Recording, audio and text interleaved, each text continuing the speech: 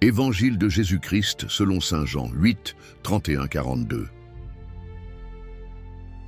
En ce temps-là, Jésus disait à ceux des Juifs: Si vous êtes fidèles à mes paroles, vous êtes vraiment mes disciples. Vous connaîtrez la vérité et par la vérité vous deviendrez libres. Nous sommes les descendants d'Abraham et nous n'avons jamais été des esclaves.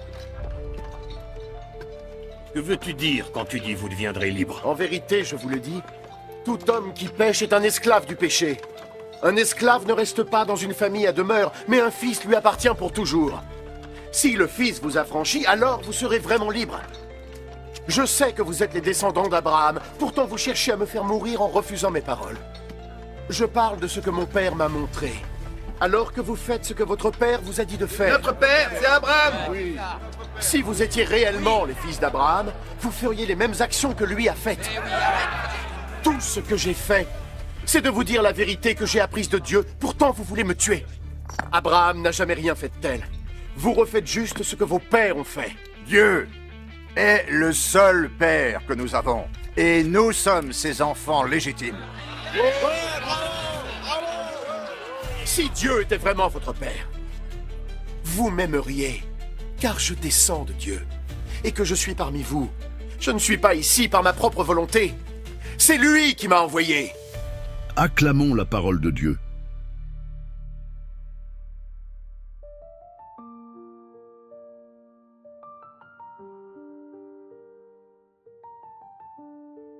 La vérité vous rendra libre. Jean 8, 31-42.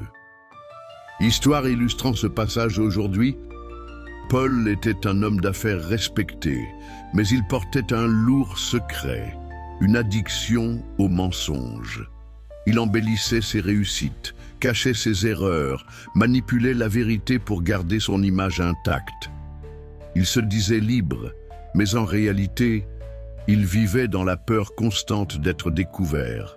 Un jour, un ami chrétien lui dit: « Paul, pourquoi cette façade? La vérité te rendra libre. » Ces mots résonnèrent en lui. Il commença à se confier, à avouer ses erreurs et à demander pardon. Ce fut difficile, mais à mesure qu'il acceptait la vérité, il se sentait plus léger. Il comprit alors que son esclavage n'était pas extérieur, mais intérieur. Ce n'étaient pas les autres qui l'oppressaient, mais ses propres mensonges. En choisissant la vérité, Paul expérimenta la vraie liberté, celle d'un cœur en paix. Explication et application du passage.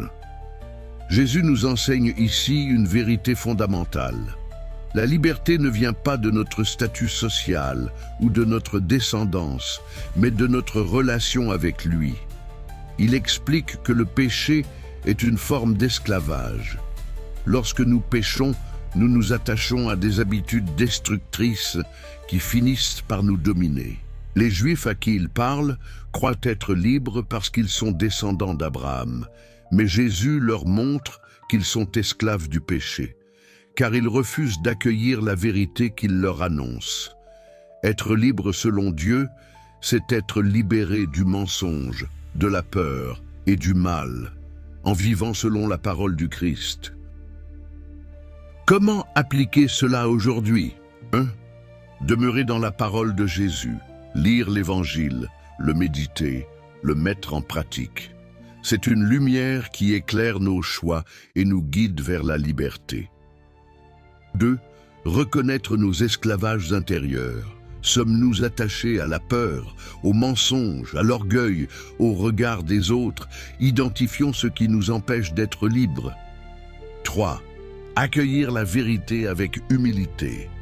Jésus est venu pour nous libérer, mais nous devons accepter de voir la vérité sur nous-mêmes et nous tourner vers lui.